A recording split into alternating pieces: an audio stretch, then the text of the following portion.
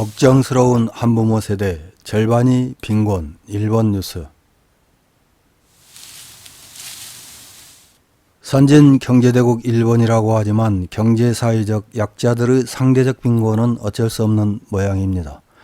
한부모 세대의 절반이 빈곤 상태라는 충격적인 보도가 나왔습니다. 2021년 기준 우리나라의 상대적 빈곤율은 15.1%이며 경제대국 일본의 상대적 빈곤율은 15.4%입니다. 상대적 빈곤율이 18%대로 높은 수준인 미국과 일본을 제외한 선진국 중 유럽식 사회복지를 지향하는 북유럽 국가들은 10% 미만 수준입니다. 한부모 세대는 18세 미만의 자녀를 부모 중 한 사람만이 키우는 경우를 뜻합니다. 우리나라의 한부모 세대 빈곤율은 2021년 기준 47.7%로 양부모 세대의 빈곤율 10.7%에 비해 4배에 달하는 수치입니다. 이 원인은 대부분 한부모 세대가 양육비를 제대로 받지 못하는 데 따른 것으로 이에 대한 대책 마련이 시급하다고 합니다. 참고로 OECD 평균은 31.9%이며 한부모 세대 빈곤율이 가장 낮은 나라는 9.7%인 덴마크입니다. 한부모 세대의 월평균 소득은 245만 원으로 양부모 세대의 월평균 소득 416만원의 절반을 약간 넘은 수준입니다.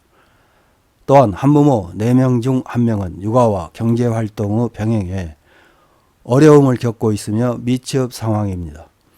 나쁜 면에서는 서로 경쟁하는 사이인 일본 언론에서는 한부모 세대의 절반이 빈곤인 상태에 대해서 걱정하는 보도를 했습니다. 그것은 9월 9일 더 골드 온라인에서 보도한 걱정스럽다 일본 한부모 세대의 절반은 빈곤인 실태라는 제목의 기사입니다. 기사는 언제까지 계속될지 모르는 고물가로 생활이 공고한 사람이 늘고 있는데 그 대표적인 케이스가 저임금이 많은 한부모 세대라면서 시작됩니다. 세계적으로 보면 일본은 선진국이라고 한다. 미국, 중국에 이어 세계 3위의 경제대국이며 시장에는 최첨단 패션과 상품이 넘쳐나고 도시에서는 어떤 나라의 음식이든 먹을 수 있다. 서비스도 세계 굴지다. 한편으로 일본은 빈곤 대국으로 불리기도 한다. 신문과 TV에서는 일본의 빈곤 문제가 다루어지고 격차가 큰 문제가 되고 있다.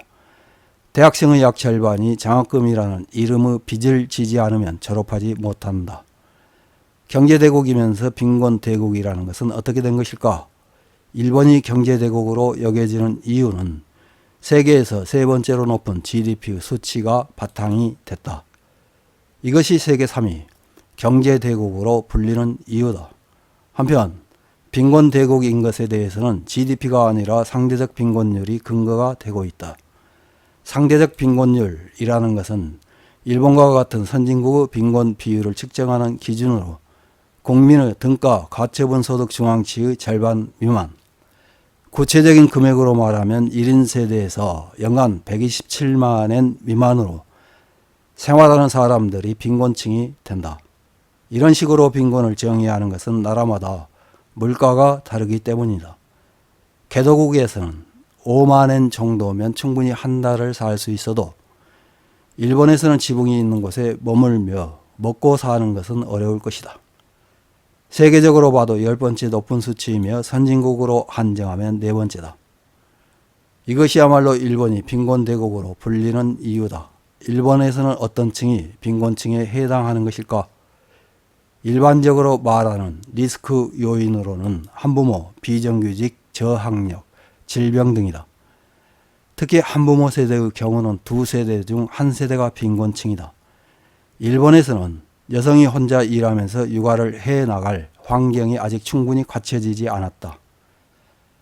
이혼한 여성이 어린아이를 혼자 키우려고 해도 제대로 된 회사에 정규직으로 재취업하기가 어렵다.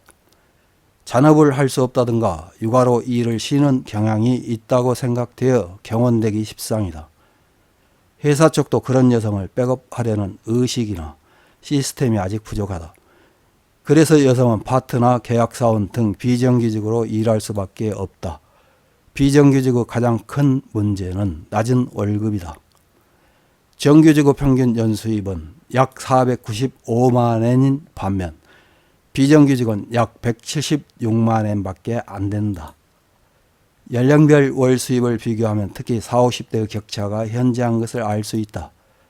게다가 여성의 경우는 연수입 200만 엔 이하가 전체의 약 40%이며 100만 엔 이하만 해도 약 15%에 이른다. 덧붙여서 연수입 150만 엔으로 20년간 일해도 벌 수 있는 돈은 3천만 엔이다. 세관에서는 아이 한 명을 성인까지 키우는데 2, 3천만 엔이 든다고 하는 점을 생각하면 비정규직 가정의 생활이 이루어지지 않는 것은 분명할 것이다. 지금의 일본에서 빈곤은 무엇을 낳는 것일까? 자기 부정감이다. 자기 부정감을 바꿔 말하면 열등감, 체념, 자포자기이기도 하다. 살아있는 가치를 찾지 못하고 장래에 대해서도 아무래도 좋아해버리는 것이다. 왜 빈곤 속에서 사람은 자기 부정감을 갖게 되는 것일까? 그것을 이해하기 위해서는 일본의 빈곤 상태에 대해 생각해 볼 필요가 있다. 이런 기사에 달린 일본 네티즌들의 댓글 몇 개를 확인해 보고 마치겠습니다. 첫 번째 댓글입니다. 원래 상대적 빈곤율은 계산상 보정은 되어 있지만 일반적으로 세대 인원이 줄어들수록 높아지는 경향이 있습니다. 이유는 독신자가 파트나 아르바이트 등으로 생계를 유지하고 있는 케이스가 많기 때문입니다. 심각한 것은 거기에 아이가 더해지면 빈곤율은 더욱 오르고 그대로 아동 빈곤율로 직결된다는 것입니다. 다음 댓글입니다. 싱글마더에 대한 지원 등은 일절 필요 없다. 이혼의 경우는 아버지가 양육비를 지불해야 하고 사별도 있으므로 결혼하면 생명보험에 가입하는 것을 의무화하면 된다. 가장 중요한 것은 싱글마다가 되면 상당한 확률로 아이도 빈곤에 휘말린다는 것을 확실히 인식하는 것이지요. 다음 댓글입니다. 아이가 있으면 일할 수 없기 때문에 빈곤한 것은 당연하다고 생각해요. 게다가 최근에는 국민 총빈곤이어서 돕는 사람이 없어진 것도 큰 문제입니다. 한부모로서는 사면초가 상태일 것입니다. 다음 댓글입니다. 일본의 GDP가 세계 3위로 있을 수 있었던 것은 순전히 인구가 많기 때문이다. 평균 소득은 낮아. 한국, 대만에도 밀렸다. GDP도 인구가 적은 독일에 금년 중에 밀릴 가능성이 높다. 정부, 자민당이 국가의 경제 성장보다 자신이나 친구 이익을 우선시하기 때문에 잃어버린 수십 년이 영원히 지속될 것이라고 생각한다. 다음 댓글입니다. 자신을 돌볼 수 없을 정도의 빈곤자에게 친권을 주거나 하면 그렇게 될 것입니다. 공동 친권으로 하거나 자활 능력이 없는 사람에게는 친권을 주지 않도록 해 아이를 지켜야 한다. 다음 댓글입니다.